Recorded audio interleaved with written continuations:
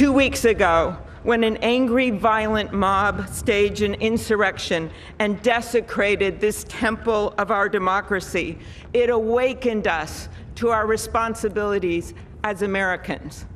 This is the day when our democracy picks itself up, brushes off the dust, and does what America always does: goes forward as a nation under God, indivisible, with liberty and justice for all.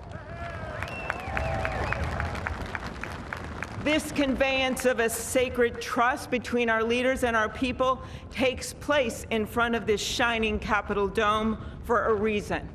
When Abraham Lincoln gave his first inaugural address in front of this Capitol, the dome was only partially constructed, braced by ropes of steel.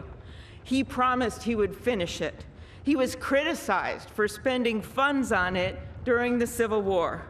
To those critics, he replied, "If the people see the Capitol going on, it is a sign we intend the Union shall go on." And it did, and it will. Generations of Americans gave their lives to preserve our republic in this place. Great legislation to protect civil rights and economic security and lead the world was debated and crafted under this dome.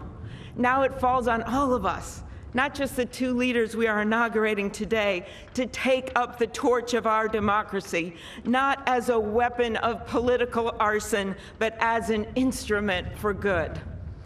We pledge today never to take our democracy for granted as we celebrate its remarkable strength. We celebrate its resilience, its grit. We celebrate the ordinary people doing extraordinary things for our nation, the doctors and nurses on the front line of this pandemic, the officers in the Capitol, a new generation never giving up hope for justice.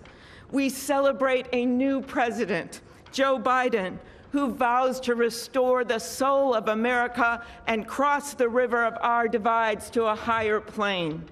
And we celebrate our first African American, first Asian American, and first woman vice president, Kamala Harris, who stands on the shoulders of so many on this platform who have forged the way to this day.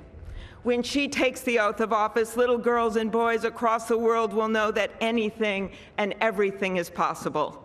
And in the end, that is America, our democracy, a country of so much good.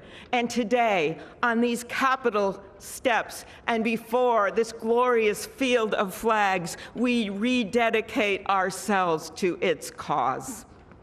Thank you.